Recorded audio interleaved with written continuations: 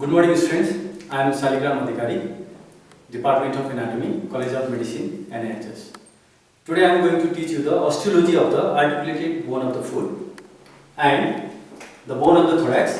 The midline bone is the sternum and 12 pair of thoracic ribs. The learning objectives of the articulated bone of the foot is only the naming of the different bones. So tarsal, metatarsal and the phalanges. So first to determine the side of this articulated foot of the bone. So this is right side foot. So this is the medial side, this is the lateral side. Here in the medial side you can see the navicular 3 cuneiform and middlemost the grade 2 and the 2 phalanx are here. If you see laterally the calcaneum is there, cuboid and the fifth toes with the fifth metatarsal. The articulated bone of the foot consists of total 26 number of the bone. The proximal bone in the articulated foot are the tarsal bone, the middle bones are the metatarsal and distal bones are the phalanges. The tarsal bone are 7 in number in each foot, metatarsal are 5 in number and phalanges are 14 in number. So I am going to show you the different tarsal bone. So superior most tarsal bone, the proximal tarsal bone is proximal and superior tarsal bones like a rider, it is talus. Just below the talus, the largest bone is there, which is also the bone which forms the heel of the foot. So this bone is calcaneum and it is the largest bone. Just anterior to the calcaneum, another cube shaped bone is present. This cube shaped bone is the cuboid bone. If you see the anterior to the head of the talus, there is another boat shaped bone. This bone is navicular. So just anterior to the navicular bone, there are 3 pieces of the wedge shaped bone are present. These 3 bones are the cuneiform bone. So these 3 cuneiform bones are named as the medial cuneiform, intermediate cuneiform and the lateral cuneiform. The next bone of the foot is the metatarsal bone. The metatarsal bone are named as first to fifth metatarsal bone. So these are the first, second, third, fourth and fifth metatarsal bone. The head of the metatarsal bone is directed distally and base is directed proximally. So base articulates with the tarsal bone and head articulates with the phalanges. The next bone of the foot are phalanges. There are 14 in number. So in the 2, there are only 2 phalanx are present, distal and proximal. In other from 2nd to 5th 2, there are 3 phalanges bone are present. So the distal, middle and proximal. So these are the distal, middle and proximal phalangeal bone in the from 2nd to 5th toes. Next objective is to identify the bones of thorax along with the different features. The thoracic cage is formed by the sternum anteriorly in the midline. On either side laterally up to the posteriorly there are 12 pair of ribs and posterior in the midline it is formed by 12 thoracic vertebrae. So today I will begin with the sternum. So sternum is the anterior midline bone which is flat and sword shaped.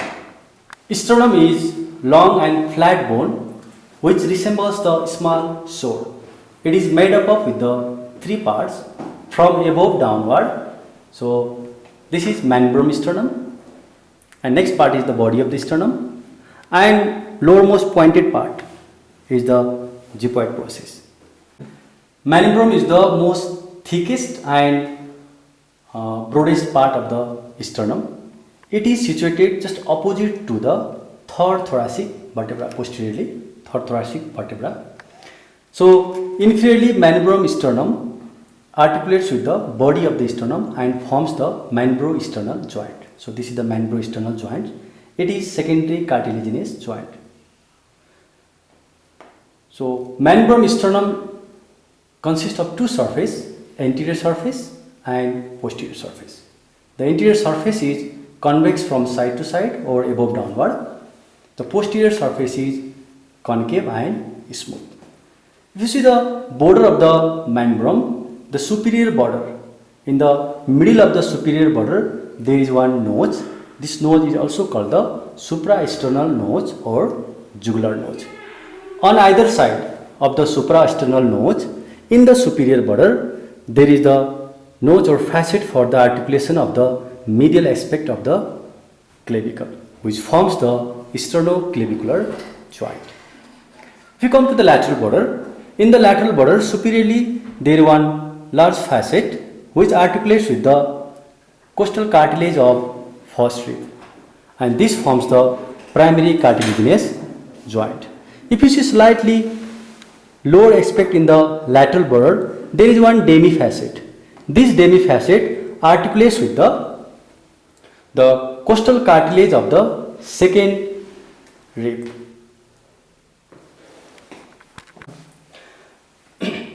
The mandibulo-sternal joint forms the secondary cartilaginous joint. So this part is also called the sternal angle or angle of Lewis. So this is important anatomically and clinically because this sternal angle is situated in the opposite of the fourth thoracic vertebra. So this part is related to the ending point of the ascending aorta and arch of aorta, also the beginning point of the descending aorta. So this part is also related with the bifurcation of the trachea into the right and left principal bronchus. This part is also related with the division of the pulmonary trunk to the right and left pulmonary artery. So this part is also related with the drainage of azygous vein to the superior vena cava.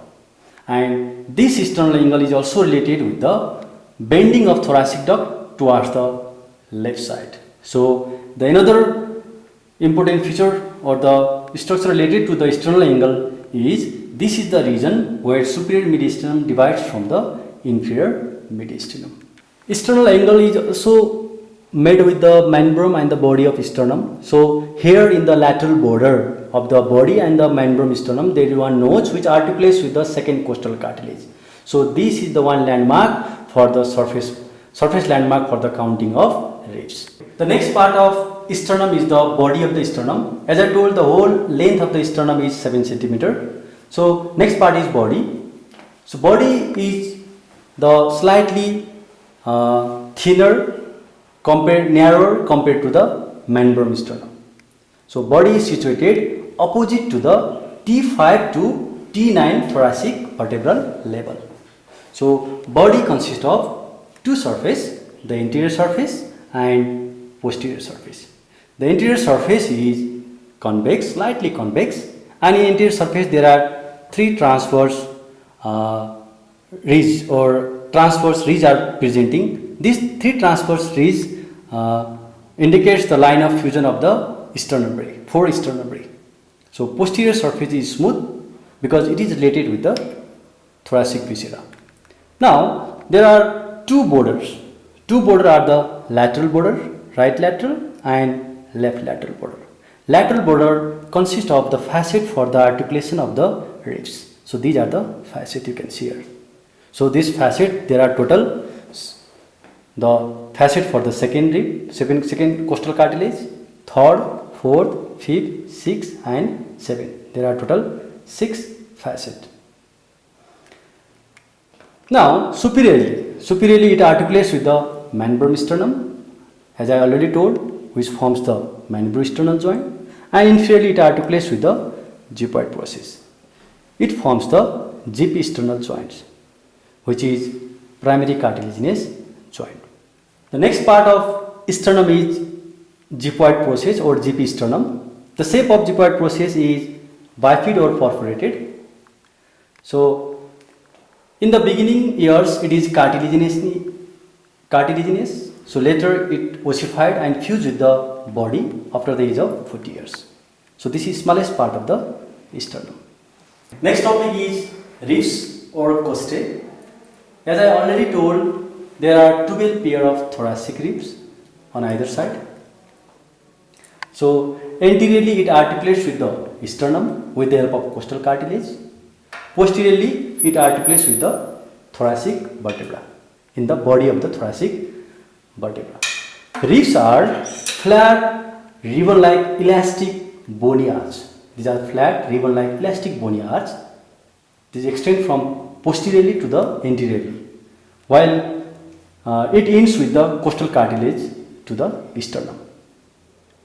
So there are total 12 pair of ribs. Out of 12 pair of ribs, the 7 ribs are true ribs, which is connected anteriorly with the costal cartilages to the sternum. So beginning first, second, third, fourth, fifth and sixth and seventh ribs are the true ribs. Why true ribs? Means they are connected anteriorly with the sternum with the help of costal cartilage. The false ribs are 8, 9, 10 and 11 and 12. These are the false ribs because they are not directly connected to the sternum anteriorly. So 8, 9 and 10 ribs are connected anteriorly to the higher costal cartilage, while 11th and 12th ribs are not connected anteriorly. So they are called the floating ribs. So 11 and 12 ribs are floating ribs. According to the feature of the ribs, it is again divided into typical ribs and atypical ribs. Third, fourth, fifth, sixth, seventh, eighth and ninth.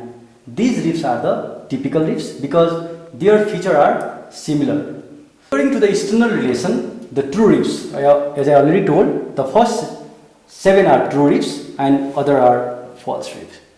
According to the articulation, it is again divided into vertebro-sternal ribs. The first 7 are the vertebro-sternal ribs, which articulates posteriorly with the body of vertebra and anteriorly with the sternum, vertebro-sternal.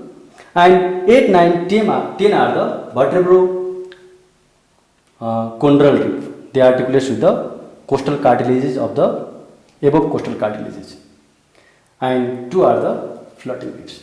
Posterior rib articulates with the body of the vertebra and also the transverse process of the vertebra, which forms the synovial joints. So anteriorly it articulates with the costal cartilages to form the primary cartilaginous joint.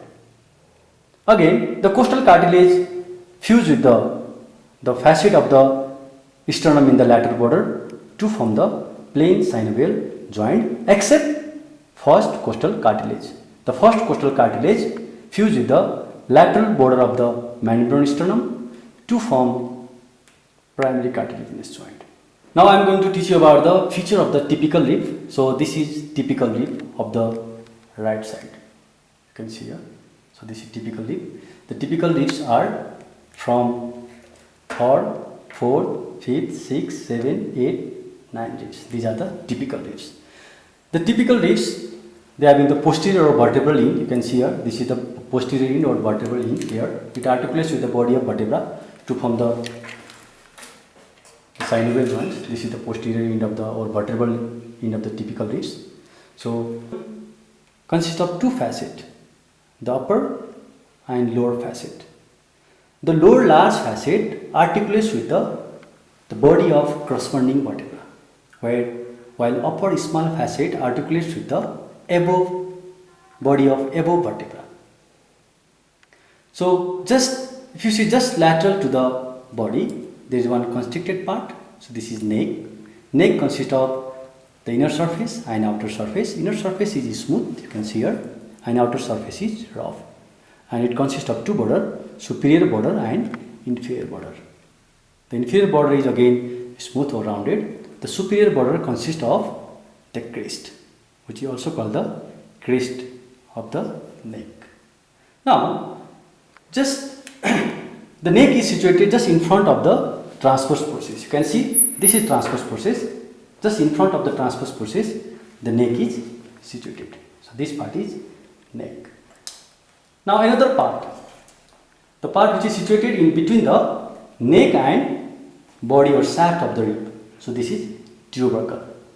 Tubercle is made with 2 parts. You can see here the medial part is articular and lateral part is non-articular. The medial articular part articulates with the transverse process of the vertebra, corresponding vertebra, which forms the costotransverse joint. So it is synovial type of joint. Next, just 5 centimeter. You can see here the 5 centimeter lateral from the tubercle. So this part is angle of the ribs. 5 centimeter lateral from the tubercle. So it is most angulated part, also called the angle, which is twisted. So anterior to the angle of the rib, this part is the shaft. This entire is the shaft of the rib. You can see here, this is the shaft of the rib. Here in the shaft, it is made up with the outer surface. This is outer surface, this entire, and this is the inner surface. So outer surface consists of oblique line. So it is oblique line in the outer surface, which is directed downward and laterally. So inner surface, you can see the ridge. So this is the ridge in the inner surface of the shaft. So ridge is nothing, it is the continuation of the inferior border of the neck. So if you see the border of the rib, superior border is rounded. Here this is superior border is rounded. It consists of outer lip and inner lip. Outer lip and inner lip. While inferior border is sharp. So inferior border is sharpest border. In between the ridge and inferior border, there is costal groove is fixed. So this groove is nothing. This groove passes the intercostal neurovascular structure. While determining the side of the rib, it is very important.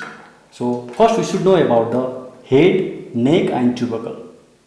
They are situated posteriorly. Most convex part is the outer surface.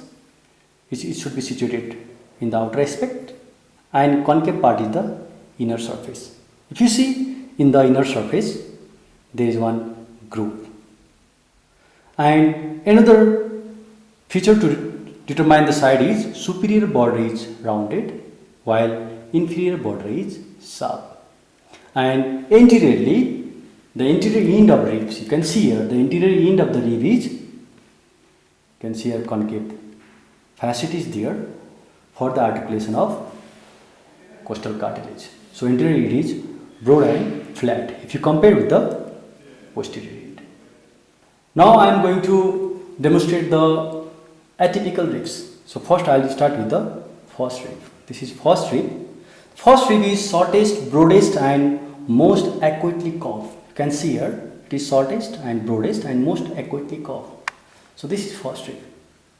First rib, posteriorly it articulates with the body of first thoracic vertebra. So here in the head of the first rib, there is only one facet. It articulates with the body of corresponding vertebra. So next part is neck. Neck is narrow and elongated part.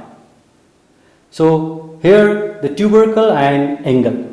The tubercle and angle are coincide. So anterior aspect of the first rib is flat. So it forms the superior surface and inferior surface. While the borders are the inner border and outer border. So this first rib do not have any costal groove in the inner surface. If you see the superior surface of the first rib, it is marked by the different groove and it is rough.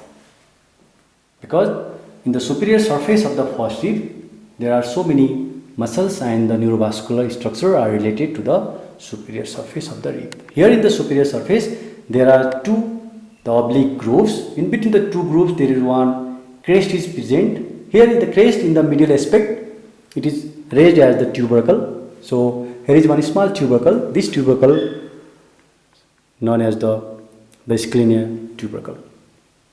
Now, anteriorly the anterior end of the first rib articulates with the costal cartilage up to the lateral border of the manubrium, which forms the primary cartilaginous joint. Now, while determining the side of the first rib, it is very simple. The posterior end is narrow, pointed end. It is narrower than the anterior end. Anterior end is very thicker end or flat end. The posterior end presenting parts are the head, neck and the tubercle.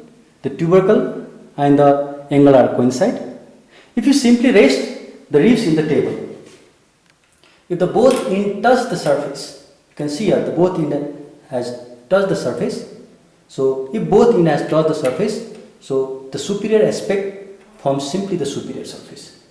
So we cannot keep this like this. So here the both end have not touched the surface. So this is superior surface. Here you can see the both end has touched the surface. So this is the side determination. It is very easy. And while keeping the ribs into the right or left side, simply the posterior end is narrow and pointed, presenting the head. The next atypical rib is second rib. So second rib is just twice the length of the first rib. So this is the first rib. I am just comparing you with the second rib. This is first rib and this is second rib. This is just twice the length of the first rib. So second rib is why atypical means this rib is also not twisted in the angle. So in the second rib, if you see the surface, this is outer surface, the facing outward and directed outward and slightly laterally, outward and upward. And this is inner surface, directing downward and slightly medially or inward. So the posterior aspect of the second rib, you can see here in the inner surface. You can see the costal groove in the inner surface in the posteriorly. So here the head, neck and tubercle are also present. It is similar to the first rib. When this rib also, when simply if you keep in the table, the both ends touch the surface of the table. So we can also determine the side with the help of table or keeping in the surface. So we cannot keep like this. So these are the two ends which simply they are resting in the surface. The both ends have touched the surface. Now the most important thing in the second rib. Here you can see here, this is second rib. The most important thing is in the middle of the outer surface there is bony prominence called the tubercle. So this is the identification point for the second rib. So bony tubercle is present in the middle of the shaft in the outer surface. Next atypical rib is 10th rib. You can see this is 10th rib. 10th rib resembles the same feature of the typical rib. The different points are in the head. It consists of only one single facet for the articulation of the corresponding 10th thoracic vertebra. So it is slightly shorter than the typical ribs. You can see here it is slightly shorter than the typical ribs. So anteriorly the 10th rib also articulates with the costal cartilage of the above vertebra. So this is 10th rib. It articulates with the costal cartilage of the above vertebral cartilage. So this is fourth rib. And the costal groove are similar as the typical ribs. Next atypical ribs are the 11th and 12th ribs. These 11th and 12th ribs are floating ribs. So they do not have any anterior articulations. So they are simply floating. So the typical features of the 11th rib is this is pointed and they don't have the tubercle and neck.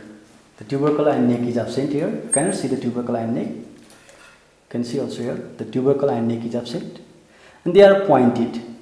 In 11th rib the faint costal groove is present, whereas in 12th rib the 12th rib is also pointed. There is no any tubercle and neck. In 12th rib there is no any costal groove. So 11th and 12th rib are the short and pointed ribs, which have the single articular facet for the articulation of the corresponding body of the corresponding vertebra. So these are the 11th and 12th rib.